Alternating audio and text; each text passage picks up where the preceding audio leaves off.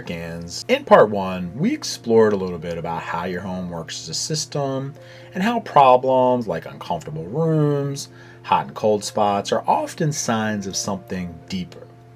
Now I want to show you what actually happens during an energy audit. I've done thousands of these, and every time it's a lot like putting together a puzzle. We use building science and diagnostics to uncover what's really going on in your home, things that you can't always see, but you definitely feel.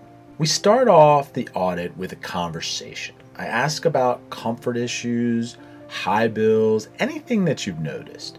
Then we walk through the house, we identify where the HVAC equipment is, where the attic access is. I take note of any crawl spaces, where the basement, finished parts, unfinished parts are, the overall layout of your house. Then I begin the inspection. In the attic, I pull insulation back, I check for gaps, for discolored areas, and other places that clearly air is bypassing the insulation. I check bath fans, I check recessed lights, and I check for any type of moisture issues.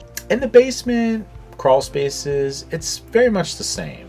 We look at the rim joist area, any overhangs. These are the common trouble spots. In fact, in Keith's house, we saw spiderwebs fluttering from air rushing into the basement during the blower door test.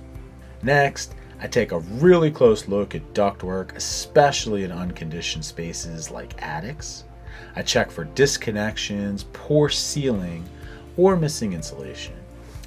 Then I do combustion safety testing. If you have gas appliances, we test the flue for carbon monoxide levels, draft performance. We make sure everything is venting, working properly. If there's a problem, you're going to find out about it.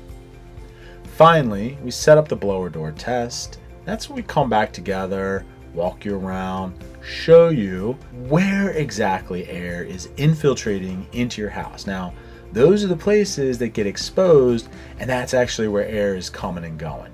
Spiderwebs flutter, air pours in, you might actually even feel it, see it, and that's where the audit turns invisible problems into something that is real, tangible, fixable. By the end of the audit, you're going to know more about your home than ever before. You're going to know how the attic, basement, ducts, fans, insulation, and physics, how it's all connected together. In part 3, I'm going to walk you through the energy audit report so you can clearly understand what it looks like, how to read it, and how to take next steps from it.